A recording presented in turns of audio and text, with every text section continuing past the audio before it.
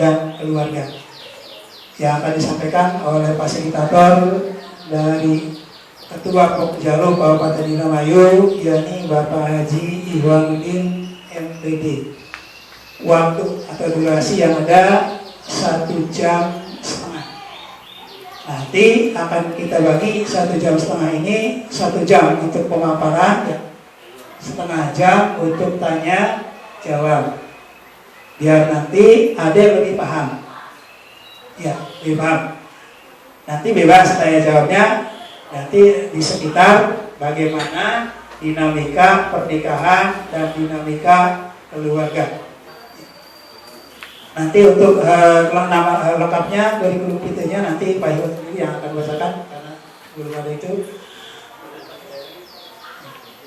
Untuk acara yang pertama ini, mari kita buka dengan bacaan basmalah.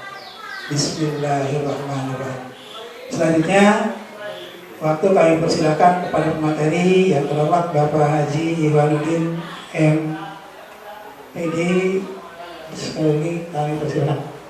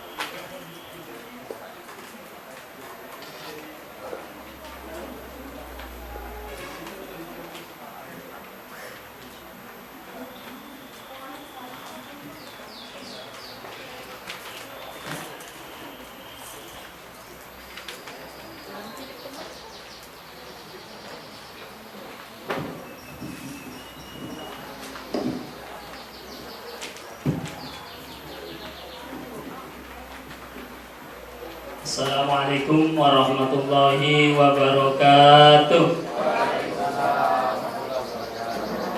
Alhamdulillah wa syukurulillah wa salatu wassalamu ala rasulillah wa ba'd. Qala ta'ala fi kitabihil karim, a'udzu billahi minasy syaithanir rajim. Bismillahirrahmanirrahim.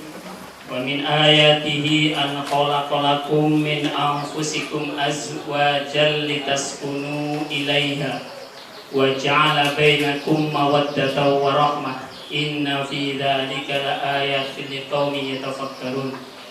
Wa qala an-nabiy sallallahu alaihi wasallam, istausu bin nisa'i khairan fa innakum akhadtumuhunna bi amanatillah wastahlaltum furujahunna bi kalimatillah.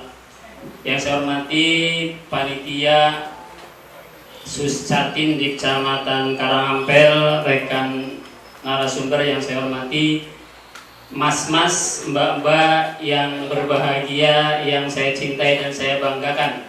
Enaknya mau dipanggil mas, mbak, teteh, neng, yayu, atau apa saja ya, biar ada orang maju nih. Baik. Adik-adik, kayaknya kalau ada adik kurang pas. Enaknya mas sama mbak. Mas mbak calon pengantin dan ada yang sudah jadi pengantin? Ada. Alhamdulillah, barakallah wa barakatuh wa jama bainakum fi khair. Kita berkumpul di sini dalam rangka ingin berbagi tentang apa yang harus dimiliki, apa yang harus dipersiapkan oleh seorang yang ingin membangun mahligai rumah tangga. Banyak orang mengilustrasikan tentang rumah tangga itu ada yang seperti sebuah bangunan, ada yang seperti orang yang mau berlayar ke tengah lautan lepas juga ada. Silakan ilustrasi gambaran mana yang mau dipakai. Tapi pada prinsipnya dan intinya adalah baik rumah tangga digambarkan sebagai sebuah bangunan ataupun sebagai bahtera yang akan menyeberang berlayar di tengah lautan lepas, tetap harus ada yang namanya persiapan.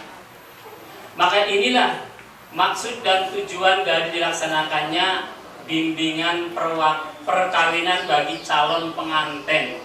Sebab mas-mas, mbak-mbak, teteh, yayu, akang, Indramayu ini termasuk yang menduduki ranking teratas dalam kasus perceraian.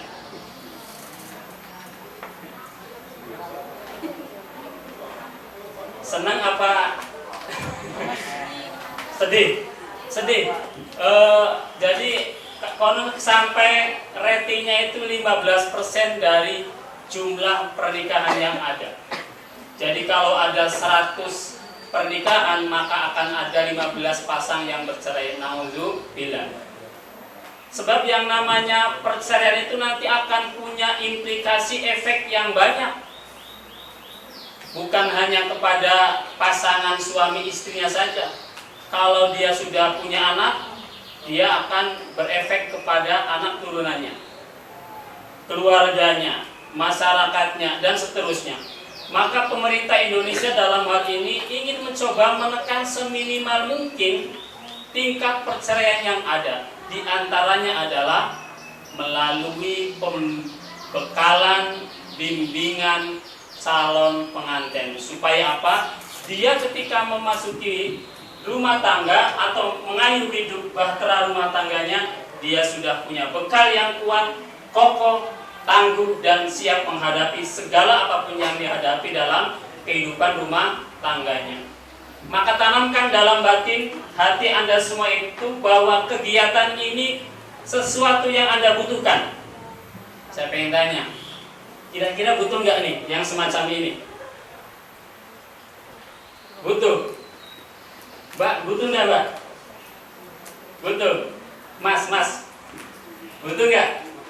Butuh. Jadi tanamkan dalam diri kita ini bahwa ini adalah kebutuhan kita. Kalau ini kebutuhan kita, insya Allah kita akan datang dan mengikutinya secara serius. Kalau ini dianggap sesuatu yang urgent, sesuatu yang perlu, sesuatu yang harus kita miliki di samping hal-hal yang lainnya dalam membangun rumah tangga. Yang pertama yang saya sampaikan di sini, sebelum sampai ke sini, saya ambil salah satu ilustrasinya saja. Rumah tangga itu ibaratnya, bahasanya juga rumah ya. Bahasanya juga rumah. Kalau bahasanya rumah berarti sama dengan bangunan. Secara umumnya bangunan rumah adalah bagian dari bentuk bangunan. Bangunan macam-macam. Salah satunya adalah bentuknya rumah, itu bangunan. Nah, kalau rumah tangga, keluarga yang akan kita bangun itu kita gambarkan sebagai sebuah bangunan, maka untuk sebuah kokohnya bangunan harus ada pilarnya. Harus ada pilar. Pengen tahu cara wong Karangampel pilar itu apa? Pondasi. Ada lagi? Saka. Kayaknya bahasa asli wong Dermayu kudu saka. Karena apa? Kulanya gak ngerti. Karena pada wong Dermayu yang ngerti saka. Jare wong Jawa Tengah, Jawa Timur soko guru. Saka, tiang penyangga, ya saya setuju sekali. Tiang penyangga, saka, pondasi. Kalau pondasi awalnya, ketika sudah bikin pondasi, untuk bangunan rumah itu selanjutnya bikin harus ada saka-sakanya, sokonya atau tiang-tiangnya. Apa yang menjadi tiang rumah tangga? Saya sampaikan yang pertama itu harus dipahami. Pilar yang pertama dalam kehidupan rumah tangga, bangunan rumah tangga kita itu adalah zawaj. Ada 4 pilar dalam bangunan rumah tangga. Yang pertama adalah zawaj. Apa zawaj itu?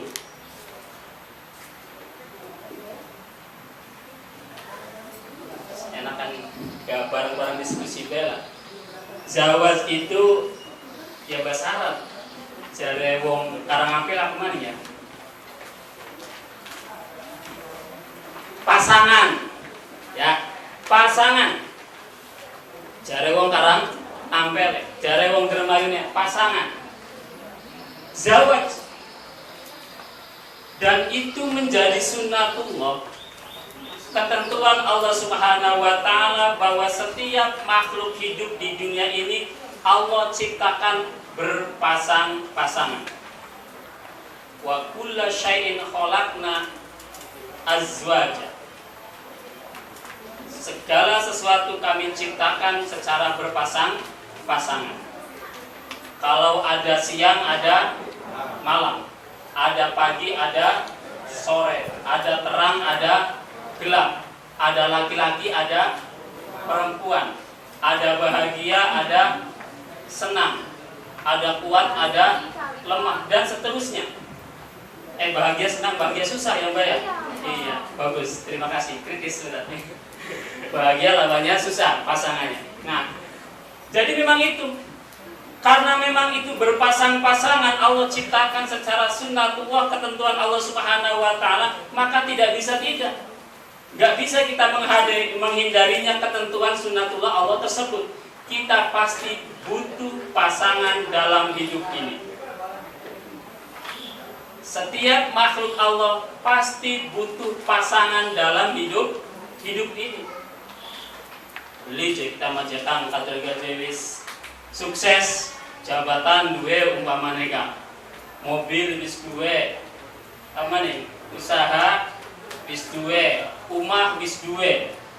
Saya tanya, rumah sudah punya, mobil sudah punya, jabatan sudah dimiliki, harta yang lain sudah dimiliki, tapi belum punya pasangan hidup.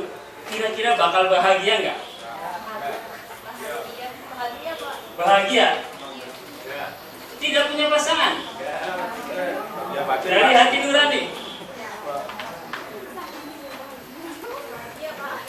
Bahagia, oke. Belum, Pak. Nah, saya di sini hanya sebagai fasilitator, Mbak, Mas ya. Jadi bukan narasumber. Kalau fasilitator mah ya belajar bareng. Saya cuma memfasilitasi, membantu kita semua sama-sama untuk belajar bareng. Tapi saya nih menarik nih kalau ada yang bilang nggak punya pasangan hidup ini bahagia. Tapi yang muncul dari wanita nih berdua nih, dari laki-laki kira-kira gimana pendapatnya nih? Ada yang punya pendapat yang lain? Saya punya butuh dukungan.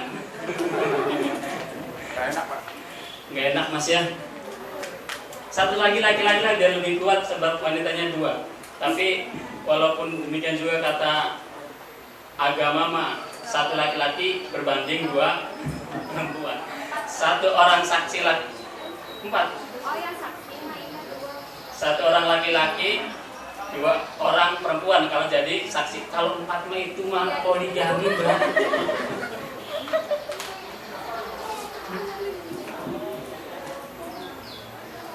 Baik, kita sepakati, butuh nggak pasangan hidup?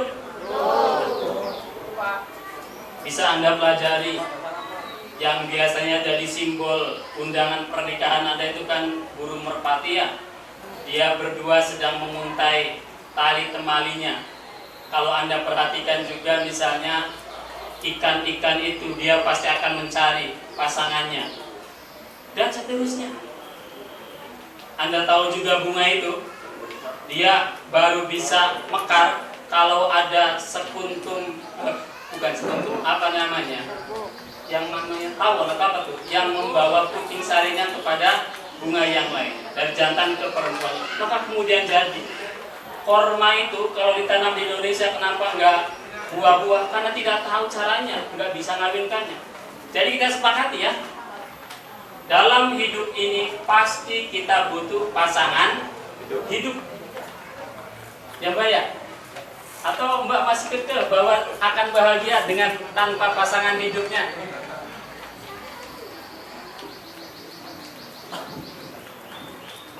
Yang jelas Mbak kan mau menikah ya? Ini rata-rata datang dengan pasangannya atau ada yang sendiri, barangkali pasangannya sedang sibuk kerja misalnya atau punya aktivitas yang tidak bisa ditinggalkan sehingga datang ke sini seorang diri. Saya pengen kurang tegas nih, kira-kira butuh nggak nih pasangan hidup ya? Butuh lah, sepakat kita itu. Semangat Pak. Sepakat semangat. Semangat. Itu tidak bisa dihindari Mas, Mbak. Itu tidak bisa dihindari. Kita pasti butuh itu. Kalau saya boleh gambarkan lagi, ada yang pernah dengar ceritanya Nabi Adam? Kayak dengar semuanya. Adam alaihissalam, manusia pertama yang Allah ciptakan dan ditempatkan di surga. Dia seorang laki-laki, Abul Bashar, Adam alaihissalam. Diciptakan oleh Allah Subhanahu wa ta'ala, ditaruh oleh Allah di surga. Konon Al-Quran menceritakan itu kan, kalau di surga itu nggak kayak kita di dunia ini Mas Mbak. Kalau saya pengen punya duit harus usaha ya, harus bekerja atau harus minta ke orang tua. Tapi kalau di surga sudah disediakan fasilitas. Itu yang namanya surga, arduha ka'ardis samawati wal ard. Lebarnya saja seluas langit dan bumi, lebarnya saja. segala isinya macam-macam penuh lengkap. Walaupun ketika kita bicara hakikat mala ainun ra'at wala udhunun sami'at, kalau hakikatnya seperti apa nggak bisa dipastikan, sebab bukan bisa dirasakan oleh lidah, tidak bisa dilihat oleh mata, tidak bisa didengar oleh pendengaran dan sebagainya. Artinya apa? Yang kita dengar tentang kenikmatan dunia selama ini itu tidak ada apa-apanya dengan kebahagiaan di akhirat sana. Wis, sudah. Langsung Adam ditaruh oleh Allah Subhanahu wa taala di surga dengan fasilitasnya, rumah megahnya, pekarangan yang tidak berukur. Ya kenapa saya katakan tidak berukur? Wong di situ tidak ada siapa-siapa kecuali Nabi Adam alaihis salam. Tapi ternyata Nabi Adam gimana ceritanya? Betahkah dia di surga? Sebelum diciptakannya Siti Hawa, langap longo jare wong anu langap longo jental jentul derekan baik ora betah. Allah tahu, oh Adam kamu kok kenapa kamu kelihatannya nggak betah di surga, padahal semuanya fasilitas yang ada ini saya ciptakan buat kamu semuanya. Rumah sudah lengkap, tinggal nonggonin dan sebagainya. Kalau pengen apa-apa ada bidadari, tetapi karena tidak punya pasangan hidup, Nabi Adam terlihat tidak betah. Bis gambaran Mbak. Ya, Mbak di Pai, wilayah sekecamatan, kecamatan Antah Berata. Lengkap nih kono umai anak KB, mobilnya anak KB, fasilitasnya anak KB, tapi Mbak derekan bening kono. Sekecamatan. Jenuh. Ya, jenuh ya. Nah, itulah indahnya hidup kalau kita ini punya pasangan hidup. Maka tidak ada yang lain, kita itu menikah karena ingin memenuhi kebutuhan kita sebagai makhluk Allah, yakni ingin menemukan pasangan hidup kita. Ingin menemukan pasangan hidup kita. Alhamdulillah, harus Anda yakini pasangan yang akan menikah dengan Anda ataupun yang sudah menikah dengan Anda beberapa hari yang lalu ataupun hari ini, itu adalah pilihan terbaik yang Allah berikan kepada Anda semuanya. Anugerah terbaik dari Allah Subhanahu wa taala. Jadi kembali, zawaj, keberpasangan dalam hidup ini. Semua makhluk Allah pasti berpasang-pasangan. Dan di antaranya kita sebagai manusia hari ini, besok ataupun beberapa hari yang lalu yang sudah dilaksanakan dalam rangka mencari pasangan hidup kita. Saya gambarkan lagi. Ketika kita sudah berpasangan ini, maka yang harus Anda yakini dan teguhkan dalam batin Anda bahwa ketika berpasangan, seorang laki-laki dan perempuan tidak boleh satu sama lain saling mendominasi. Karena apa? Kita butuh dia, dia butuh kita.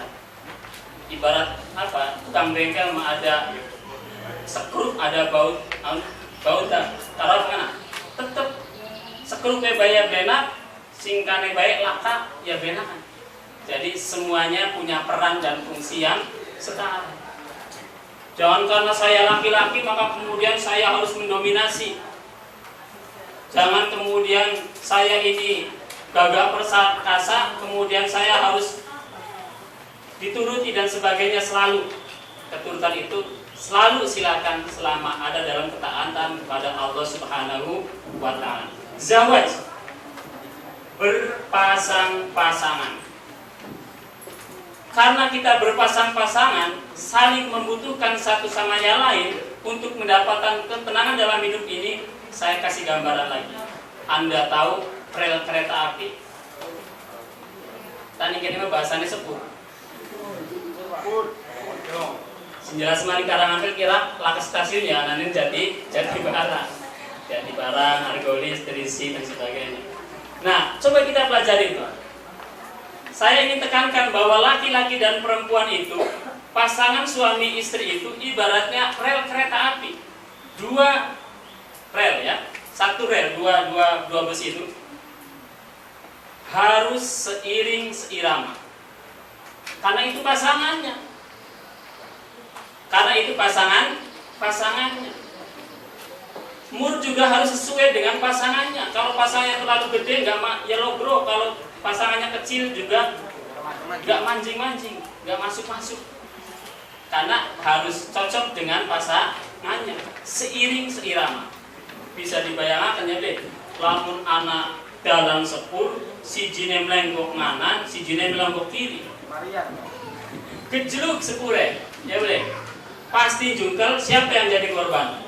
Penumpang.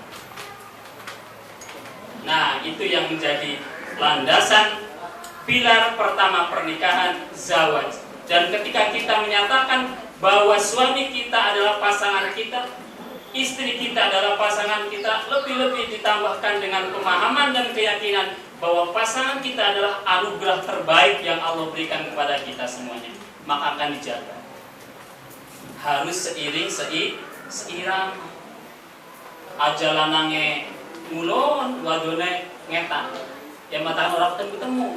Tapi ketika ketemu, insya Allah jadilah satu rumah tangga. Zawaj, satu prinsip yang pertama, pilar yang pertama.